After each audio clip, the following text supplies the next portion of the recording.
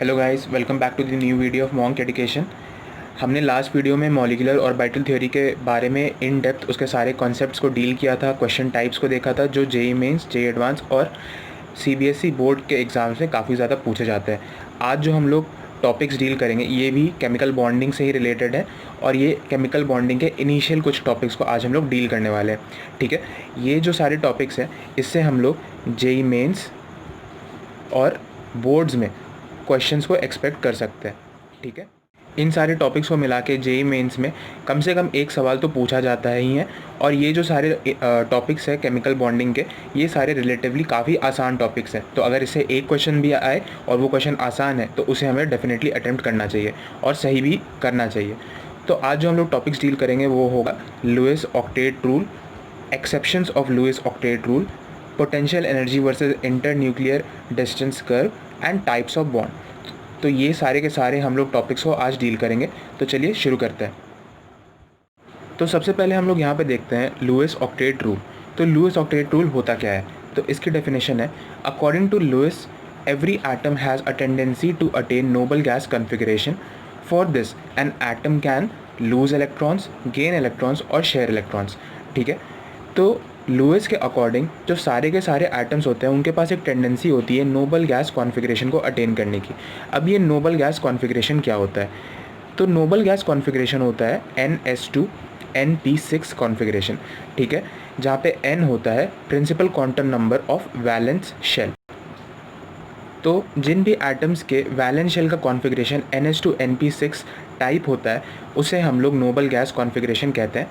ठीक है, for example हम लोग अगर आर्गन का एग्ज़ाम्पल लें तो आर्गन का जो एटॉमिक नंबर होता है ये होता है 18।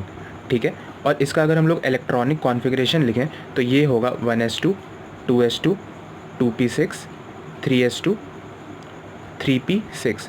ठीक है, तो हमने 18 इलेक्ट्रॉन्स को फिल किया। अब यहाँ पे अगर हम लोग इसके वैलेंस शेल को देखें तो ये NS2 NP6 type configuration follow कर रहा है। इसका मतलब जो आर्गन है ये नोबल गैस कॉन्फ़िगरेशन रख रहा है और ऐसा होना भी चाहिए क्योंकि हम लोग जानते हैं जो आर्गन होता है ये 18th ग्रुप एलिमेंट होता है और ये एक नोबल गैस फैमिली का एलिमेंट होता है।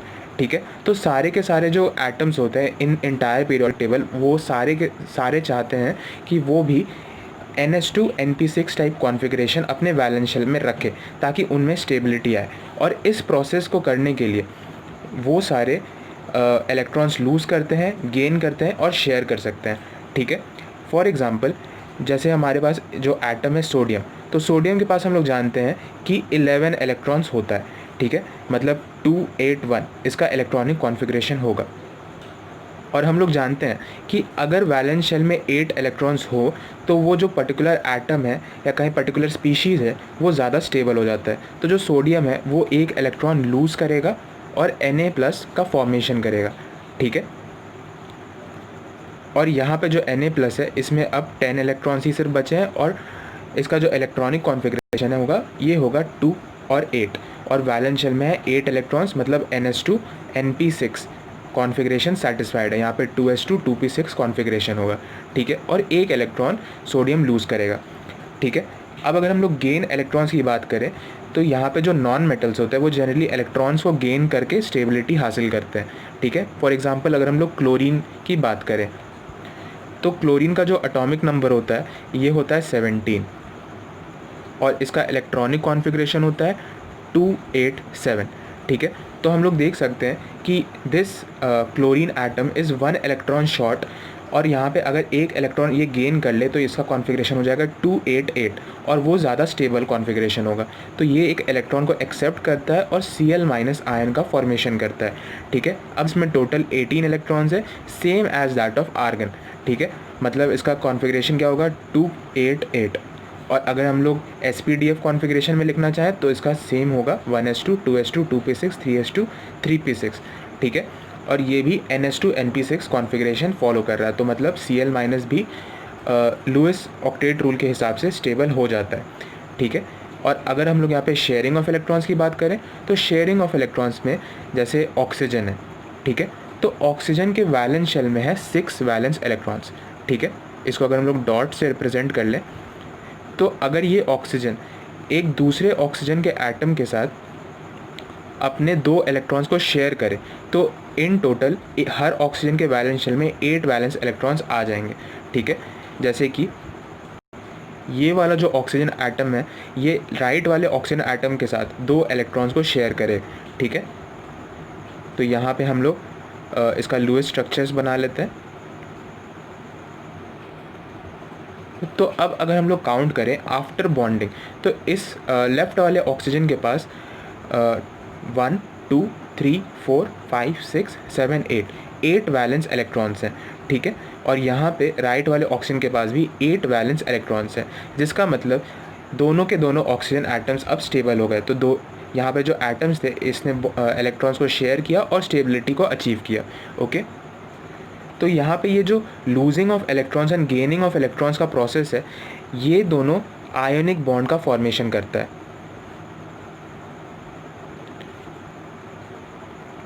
ठीक है। और यहाँ पे जो शेयरिंग ऑफ इलेक्ट्रॉन्स का प्रोसेस होगा ये कोवेलेंट बॉन्ड्स का फॉर्मेशन करता है, ओके। तो ये था लुईस ऑक्टेट रूल। अब हम लोग आगे बढ़ते हैं इसके एक्सेप्शंस की तरफ, ठीक है। जो सबसे पहला एक्सेप्शन है वो है हाइपरवेलेंट स्पीशीज़। तो इसका डेफिनेशन क्या होता है तो इसे भी हम लोग नोट करते हैं। Compounds in which the central atom have more than 8 valence electrons are known as hypervalent species, ठीक है। मतलब वो सारे कंपाउंड्स जिसमें सेंट्रल एटम के वैलेंस शेल में 8 वैलेंस इलेक्ट्रॉन से ज़्यादा इलेक्ट्रॉन्स हैं तो वैसे स्पीशीज़ को हम लोग कहते हैं हाइपरवेलेंट स्पीशीज़, ठीक है। इसको हम लोग सुपर ऑक्टेट भी कहते हैं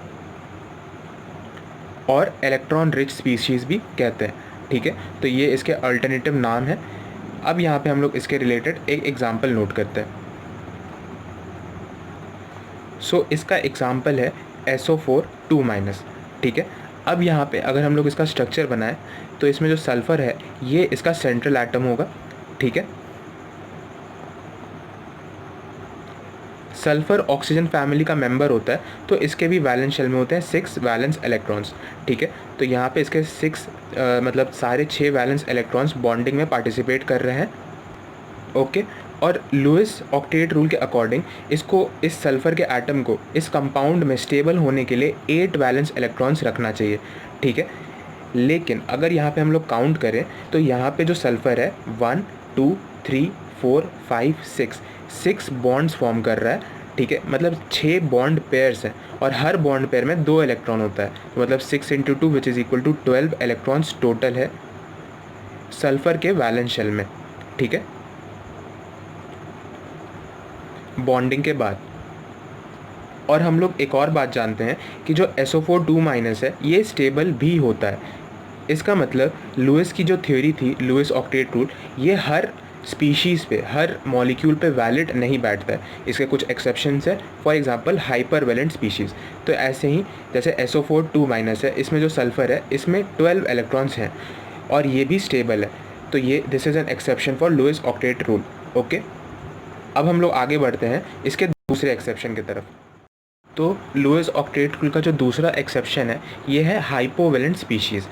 this is the contrary to hypervalent species and as the name suggest इससे हम लोग को पता चलता है कि वो सारे कंपाउंड्स जिसके सेंट्रल एटम के वैलेंस शेल में 8 इलेक्ट्रॉन से कम होता है वो सारे हाइपोवेलेंट स्पीशीज़ कहलाते हैं। इसके अगर डेफिनेशन को देखें तो compounds in which the central atom has less than 8 electrons in its valence shell are known as hypovalent species, ठीक है, just opposite to that of hypervalent species. अब यहाँ पे इसका एक और नाम से ये जाना जाता है, this is electron deficient species, okay.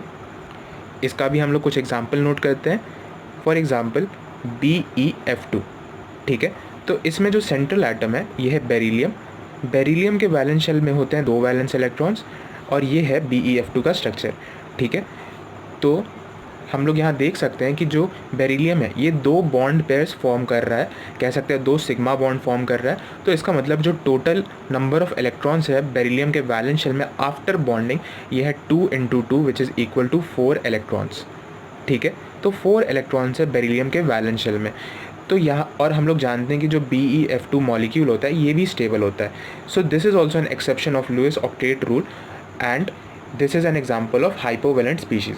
अब जेईई मेंस में जो टाइप का सवाल आता है उसको भी हम लोग नोट करते हैं। जो क्वेश्चन टाइप 1 है ये होता है कि identify the species which follows octet rule. ठीक है, identify the species which follows octet rule.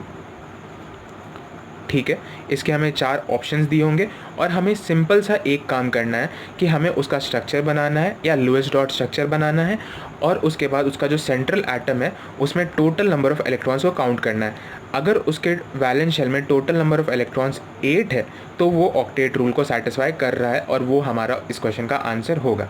ठीक है, और यही सवाल अगर बोर्ड्स में पूछा जाए तो वो हमें कोई एक स्पीशीज़ दे देगा और पूछ लेगा कि क्या ये लुईस ऑक्टेट रूल सेटिस्फाई कर रहा है, एक्सप्लेन विथ प्रॉपर बॉन्डिंग।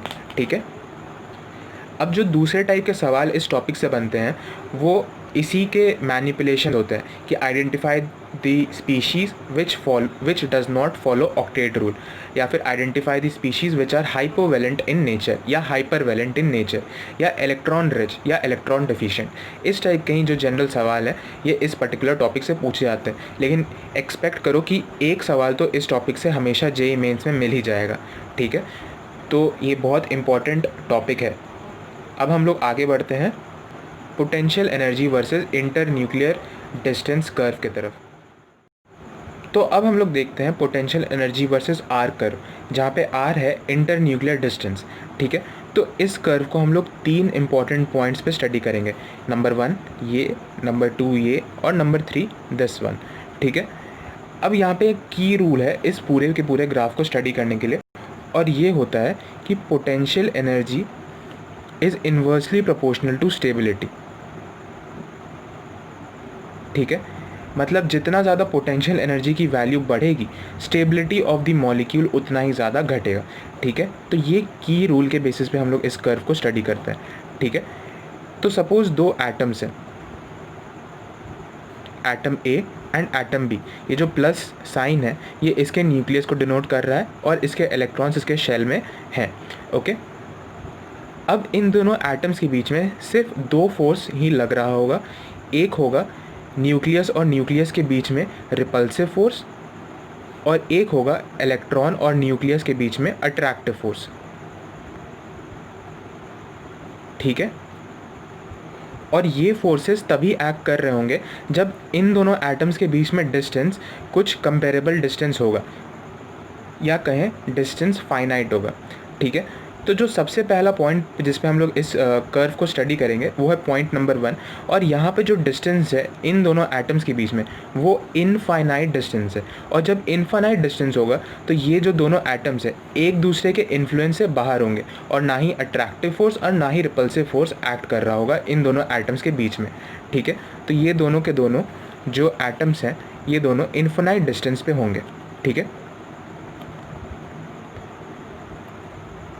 और कोई भी अट्रैक्टिव और ना ही रिपल्सिव फोर्स यहाँ पे एक्ट कर रहा होगा। और क्योंकि ये इन्फिनाइट डिस्टेंस में तो यहाँ पे जो पोटेंशियल एनर्जी का अप्रॉक्सीमेट वैल्यू होगा this will be equal to 0। ठीक है, और जो कि हम लोग यहाँ पे ग्राफ से भी देख सकते हैं कि अगर इन्फिनाइट डिस्टेंस है तो potential energy is tending toward 0। अब यहाँ पे जो सेकेंड नंबर पॉइंट है इस पर हम लोग देखते हैं, तो जैसे जैसे इन दोनों एटम्स के बीच में डिस्टेंस कम होते जाएगा तो यहाँ पे अट्रैक्टिव फोर्स और रिपल्सिव फोर्स ओरिजिनेट होंगे।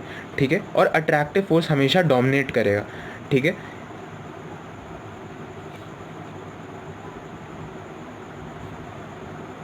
सो 1 पॉइंट से 2 पॉइंट के आने के बीच में क्या हो रहा होगा कि इनिशियली अट्रैक्टिव फोर्सेस इंक्रीज़ हुए होंगे।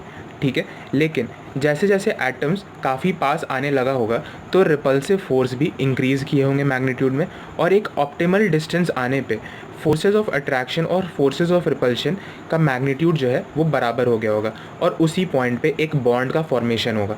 ठीक है, और अगर हम लोग यहाँ पे एक्सिस पे प्लॉट करें तो इतने डिस्टेंस को मतलब इतने मैग्नीट्यूड को हम लोग बॉन्ड एनर्जी कहेंगे, और इतने डिस्टेंस को हम लोग बॉन्ड लेंथ कहेंगे। ठीक है, तो अगर हमसे कभी एक ग्राफ दे दिया जाए और पूछा जाए कि बॉन्ड एनर्जी क्या है और बॉन्ड लेंथ क्या है, तो हम लोग यहाँ पे देख सकते हैं कि bond energy is the y coordinate of this point 2 and bond length is the x coordinate of this point 2. ठीक है, तो ये इंपॉर्टेंट पॉइंट है नोट करने वाला। और अगर इस ग्राफ में हम लोग देखें तो ये इस ग्राफ का मिनिमा है, मतलब इस पॉइंट पे जो पोटेंशियल एनर्जी है ये सबसे ज़्यादा कम है, और इसका मतलब कि स्टेबिलिटी सबसे ज़्यादा है इस मॉलिक्यूल में।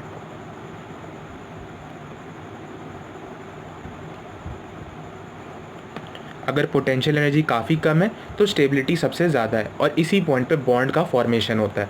ठीक है, अब अगर इस डिस्टेंस को और कम किया जाए, अब ये जो है ये एक नेचुरल फिनोमेना नहीं है, ये हम लोग लैबोरेटरीज़ में एक्सपेरिमेंट्स के थ्रू करते हैं कि अगर हम लोग दो एटम्स के बीच में डिस्टेंस को और कम करते जाएँ, बहुत ज़्यादा कम कर दें, तो क्या होता है कि पोटेंशियल एनर्जी की वैल्यू काफ़ी ज़्यादा बढ़ जाती है। ठीक है, जिसके वजह से जो स्टेबिलिटी है वो काफ़ी ज़्यादा घट जाती है। तो ये नंबर 3 पॉइंट है जहाँ पे पोटेंशियल एनर्जी की वैल्यू काफ़ी ज़्यादा बढ़ जाएगी और स्टेबिलिटी की वैल्यू काफ़ी ज़्यादा घट जाएगी, और ये जो पूरा मॉलिक्यूल है ये हाईली अनस्टेबल हो जाएगा।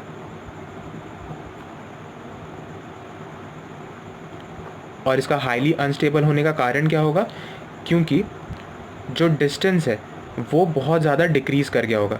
यहाँ पे हम लोग देख सकते हैं जो डिस्टेंस का फैक्टर है, पैरामीटर या कहे इंटर न्यूक्लियर डिस्टेंस, ये टेंडिंग टूवर्ड्स ज़ीरो है। अब टेंडिंग टूवर्ड्स ज़ीरो है तो यहाँ पे जो इलेक्ट्रॉन के बीच में रिपल्शन है, प्लस जो यहाँ पे न्यूक्लियस के बीच में रिपल्शन है, वो काफ़ी ज़्यादा बढ़ जाएगा, और यहाँ पर रिपल्सिव फोर्स बहुत डोमिनेंट फॉर्म में हमें नज़र आएगा। ठीक है, तो ऑप्टिमल कंडीशंस क्या है बॉन्ड फॉर्मेशन का, जब फोर्सेस ऑफ अट्रैक्शन और फोर्सेस ऑफ रिपल्शन बराबर हो। तो इस पॉइंट को हम लोग ध्यान रखेंगे। ओके, और अब हम लोग इस टॉपिक का जो आखिरी जो टॉपिक है उसे अब हम लोग नोट करेंगे, टाइप्स ऑफ बॉन्ड्स। सो अब हम लोग देख रहे हैं टाइप्स ऑफ बॉन्ड्स, और इस क्लासिफिकेशन का जो ओरिजिन है ये है on the basis of energy. ठीक है, तो अब हम लोग सारे टाइप के बॉन्ड्स जो होते हैं जो हमें इस पूरे 11th और 12th कोर्स में जो पढ़ने हैं वो सबको एक बार एक साथ देख लेते हैं। तो अगर हम लोग इसे बॉन्ड एनर्जी के बेसिस पे डिवाइड करें तो हम लोगों ने ये टर्म्स सुना होगा, एक स्ट्रॉन्ग बॉन्ड है, एक वीक बॉन्ड है। तो भाई स्ट्रॉन्ग बॉन्ड और वीक बॉन्ड क्या होता है, तो अगर बॉन्ड एनर्जी 42 किलो जूल से ज़्यादा है तो वैसे बॉन्ड्स को हम लोग स्ट्रॉन्ग बॉन्ड कहते हैं, और अगर बॉन्ड एनर्जी 42 किलो जूल से कम है तो वैसे बॉन्ड्स को हम लोग वीक बॉन्ड्स कहते हैं। ठीक है, अब जो स्ट्रॉन्ग बॉन्ड्स होते हैं ये तीन पार्ट्स में डिवाइडेड होते हैं। ठीक है, आयनिक bonds, covalent bonds and metallic bonds. Ionic bonds जो होते हैं यहाँ इसमें कंप्लीट ट्रांसफ़र ऑफ इलेक्ट्रॉन्स होता है।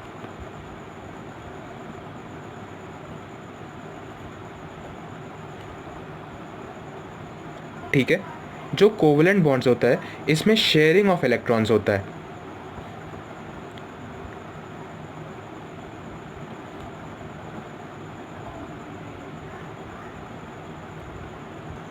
और जो तीसरा टाइप का बॉन्ड है ये है मेटालिक बॉन्ड। ये बेसिकली कंडक्शन इलेक्ट्रॉन्स और आयंस, पॉजिटिवली चार्ज आयंस के बीच में जो अट्रैक्टिव फोर्स डेवलप होता है इसके वजह से होता है।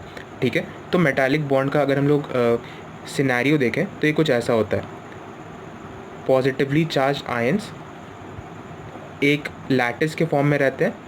ठीक है, और इसके जो बीच में है यहाँ पे कंडक्शन इलेक्ट्रॉन्स होता है। ठीक है, तो इन कंडक्शन इलेक्ट्रॉन्स और ये जो आयंस है इसके बीच में जो अट्रैक्टिव फोर्स डेवलप होता है यही कहलाता है मेटालिक बॉन्डिंग। ठीक है, precisely metallic bonds.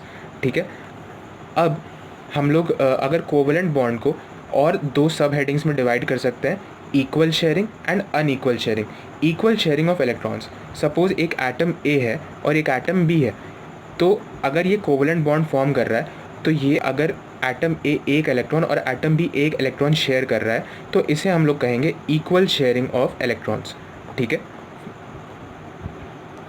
For example अगर हम लोग H2 मॉलिक्यूल कंसिडर करें तो इसमें हाइड्रोजन एक इलेक्ट्रॉन और दूसरा हाइड्रोजन भी एक इलेक्ट्रॉन शेयर करता है, जिसके वजह से एक हाइड्रोजन सिंगल बॉन्ड हाइड्रोजन का फॉर्मेशन होता है। सिमिलरली O2 मॉलिक्यूल में 2 इलेक्ट्रॉन शेयर होते हैं, एक ऑक्सीजन 2 इलेक्ट्रॉन शेयर करता है, मतलब ईच ऑक्सीजन 2 इलेक्ट्रॉन शेयर करता है।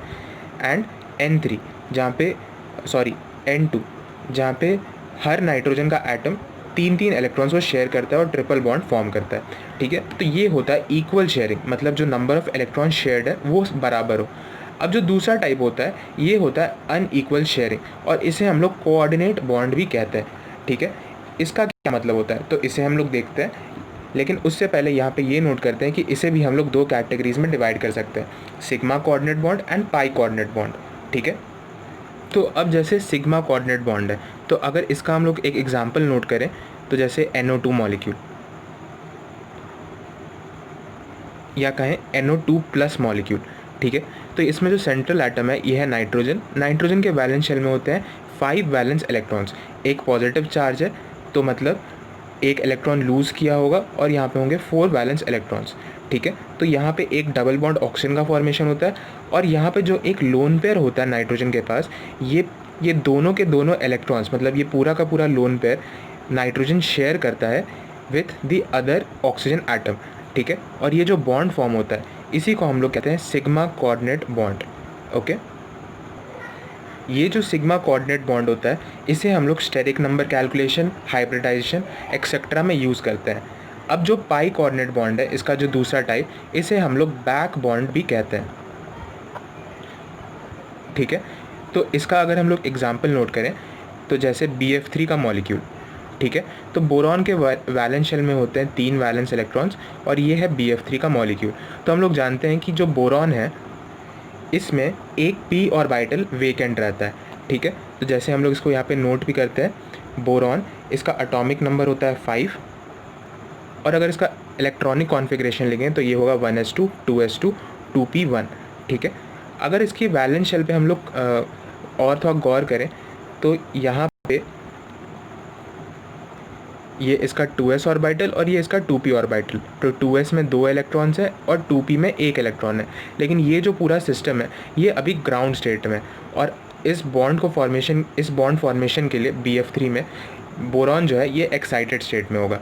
ठीक है, तो मतलब इसका जो 2s का 1 इलेक्ट्रॉन है ये 2p में एक्साइट हुआ है। ठीक है, तो यहाँ पे हम लोग देख सकते हैं कि अब 3 अनपेयर्ड इलेक्ट्रॉन्स हैं बोरॉन के पास इस BF3 मॉलिक्यूल में। अब यहाँ पे 3 अनपेयर्ड इलेक्ट्रॉन्स हैं, इनका तो पेयरिंग हो गया विद दिस फ्लोरीन। यहाँ पे कोवेलेंट बॉन्ड्स का फॉर्मेशन हुआ, इक्वल शेयरिंग कोवेलेंट बॉन्ड्स का फॉर्मेशन हुआ, और ये तीनों के तीनों जो अनपेयर्ड इलेक्ट्रॉन्स थे ये पेयर्ड अप हो गए। लेकिन यहाँ पे एक 2p का ऑर्बिटल खाली है। ठीक है, ये वेकेंट ऑर्बिटल है 2p का। और हम लोग जानते हैं कि फ्लोरीन जो है इसके पास 3 लोन पेयर होता है। अगर ये सिंगल बॉन्ड फॉर्म करता है तो यहाँ पे ये सिंगल बॉन्ड फॉर्म कर रहा है, तो इसीलिए इसके पास 3 लोन पेयर इसमें बचेंगे। ठीक है, अब ये जो लोन पेयर है ये इस वेकेंट p ऑर्बिटल में ट्रांसफ़र कर देता है, और इसी ट्रांसफ़र को हम लोग बैक बॉन्ड या पाई कोऑर्डिनेट बॉन्ड के नाम से भी जानते हैं। तो ये जो पाई कोऑर्डिनेट बॉन्ड है इसे हम लोग ना ही स्टेरिक नंबर कैलकुलेशन और ना ही हाइब्रिडाइजेशन कैलकुलेशन में इंक्लूड करते हैं, क्योंकि ओवरऑल अगर कहा जाए तो ये एक पाई बॉन्ड की तरह ही बिहेव करता है। ठीक है, सो ये था ओवरऑल बॉन्ड एनर्जी के बेसिस पे एनालिसिस ऑफ स्ट्रॉन्ग बॉन्ड्स। अब हम लोग देखेंगे वीक बॉन्ड्स का कैटेगराइजेशन। ठीक है, तो अब हम लोग देख रहे हैं कैटेगराइजेशन ऑफ वीक बॉन्ड्स। ठीक है, तो इसमें 2 कैटेगरीज हैं, एक है हाइड्रोजन बॉन्ड और एक है wander wall forces of attraction. ठीक है, तो हाइड्रोजन बॉन्ड की पहले हम लोग बात करते हैं। तो हाइड्रोजन बॉन्ड में जो बॉन्ड एनर्जी होता है ये 8 किलो जूल से 42 किलो जूल्स तक होता है। ठीक है, और अगर वैंडर वॉल फोर्सेस की बात की जाए तो ये इसमें जो बॉन्ड एनर्जी होता है ये लेस देन 8 किलो जूल्स होता है। ठीक है, और बेसिकली ये दोनों जो टाइप ऑफ बॉन्ड्स हैं ये सारे अट्रैक्टिव इन नेचर है, अट्रैक्टिव फोर्सेस को डिनोट करते हैं। ठीक है, इसमें जैसे अगर हम लोग wander wall forces of attraction की बात करें तो ये और 3 सब हेडिंग्स में डिवाइडेड होते हैं, dipole dipole, dipole induced dipole और इंड्यूस्ड डाइपोल इंड्यूस्ड डाइपोल। ठीक है, और जो सबसे इम्पॉर्टेंट बात है ये है हाइड्रोजन बॉन्ड। ठीक है, जो हाइड्रोजन बॉन्ड है ये 2 अंडर दो और सब हेडिंग्स में डिवाइडेड होते हैं, इंटर मॉलिक्यूलर हाइड्रोजन बॉन्ड और इंट्रा मॉलिक्यूलर हाइड्रोजन बॉन्ड, ठीक है। तो सबसे पहले हम लोग देखते हैं कंडीशंस फॉर हाइड्रोजन बॉन्डिंग, ठीक है, कि किस कंडीशंस के अंडर जो एक हाइड्रोजन होता है हाइड्रोजन बॉन्ड फॉर्म करने के लिए एलिजिबल हो जाता है, ठीक है। तो अगर कभी कोई हाइड्रोजन डायरेक्टली अटैच है फ्लोरीन, ऑक्सीजन या नाइट्रोजन से, तो क्या होता है कि ये जो हाइड्रोजन है इस पे काफ़ी हाई मैग्नीट्यूड का डेल पॉजिटिव चार्ज डेवलप होता है, और इस जो फ्लोरीन, ऑक्सीजन और नाइट्रोजन है ये तो काफ़ी ज़्यादा इलेक्ट्रोनेगेटिव एलिमेंट्स हैं, तो इस पे डेल नेगेटिव चार्ज डेवलप होता है। तो इसके वजह से क्या होता है, ये जो हाइड्रोजन है ये हाइड्रोजन बॉन्ड फॉर्म करने के लिए एलिजिबल हो जाता है, ठीक है। सपोज़ हम लोग बहुत एक सिंपल सा एग्जांपल लेते हैं H2O मॉलिक्यूल का, ठीक है। तो इसमें जो हाइड्रोजन है ये डायरेक्टली अटैच्ड है ऑक्सीजन के साथ, तो इसका मतलब कि ये जो हाइड्रोजन है ये हाइड्रोजन बॉन्ड करने के लिए एलिजिबल है, ठीक है। अब इसके विसिनिटी में सपोज़ अगर कोई दूसरा वाटर मॉलिक्यूल है या कहीं कोई भी दूसरा ऐसा मॉलिक्यूल है जो लोन पेयर कंटेन कर रहा है, तो उसके साथ ये जो हाइड्रोजन है ये हाइड्रोजन बॉन्ड फॉर्म करेगा।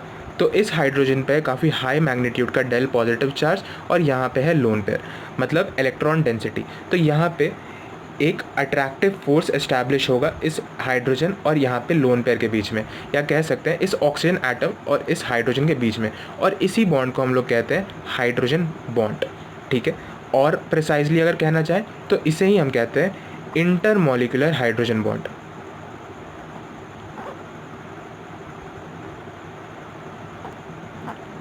ठीक है। इंटर मॉलिक्यूलर हाइड्रोजन बॉन्ड वो बॉन्ड होता है जो दो मॉलिक्यूल्स के बीच में बनता है, ठीक है। मतलब बिटवीन टू मॉलिक्यूल्स जो जिस टाइप का हाइड्रोजन बॉन्ड फॉर्म होता है उसे हम इंटर मॉलिक्यूलर हाइड्रोजन बॉन्ड कहते हैं। अब अगर यहाँ पे जो हाइड्रोजन बॉन्ड फॉर्म करने के लिए एलिजिबल है और लोन पेयर कंटेनिंग स्पीशीज़ एक ही मॉलिक्यूल में आ जाए, तो वहाँ पे विद इन दी मॉलिक्यूल एक हाइड्रोजन बॉन्ड फॉर्म होगा, और उसे हम लोग कहेंगे इंट्रा मॉलिक्यूलर हाइड्रोजन बॉन्ड, ठीक है। तो हम लोग इंट्रा मॉलिक्यूलर हाइड्रोजन बॉन्ड का भी एक एग्जांपल नोट करते हैं, जैसे ऑर्थो नाइट्रोफिनॉल,